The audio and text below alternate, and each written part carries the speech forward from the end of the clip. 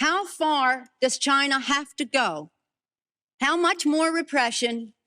How big a trade deficit and loss of jobs for the American worker?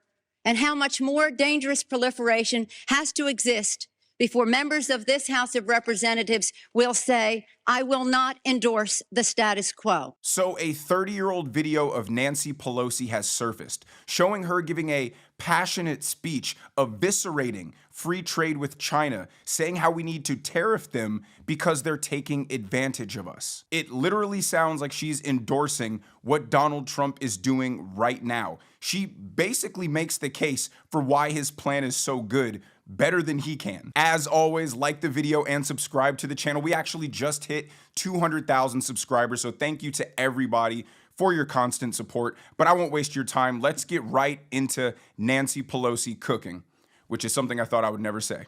I'd like to call the attention of our colleagues to this chart on the status quo that the business community is asking each and every one of you, each and every one of us to endorse today. Right now, we have a $34 billion trade deficit with China, the 1995 figure. It will be over $40 billion for 1996. Since the Tiananmen Square massacre, this figure has increased 1,000%, from $3.5 billion then to about $34 billion now. In terms of tariffs, I think it's interesting to note that the average U.S. MFN tariff on Chinese goods coming into the United States is 2%. Whereas the average Chinese MFN tariff on U.S. goods going into China is 35%. Is that reciprocal? On exports, China only allows certain industries into China, of U.S. Industries into China, and therefore only 2% of U.S. exports are allowed into China. On the other hand, the U.S. allows China to flood our markets with a third of their exports, and that'll probably go over 40%.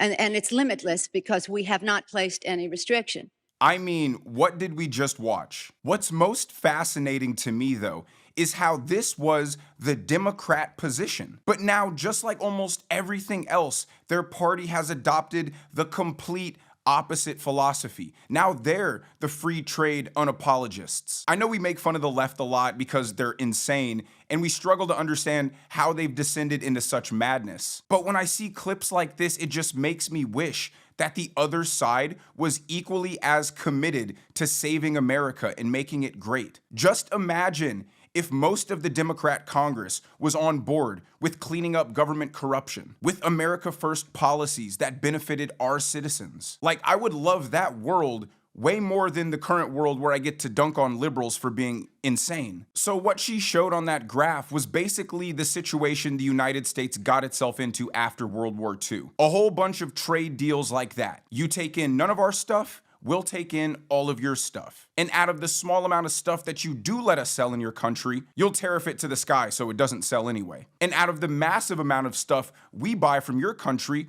we won't tariff it at all. And we did that because we thought we would make a prosperous, rich world where everyone would be friends and kumbaya and free trade and world peace. And now China, the country we made filthy stinking rich, gave it all of our manufacturing capability, now hates our guts and wants to overthrow us. So don't be mad at Donald Trump that he's trying to fix that problem.